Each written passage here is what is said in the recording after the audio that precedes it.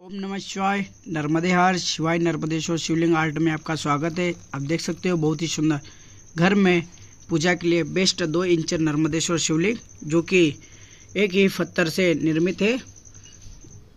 ये देखिए बहुत ही सुंदर अर्धनारेश्वर शिवलिंग मां नर्मदा जी से प्राप्त हुआ है।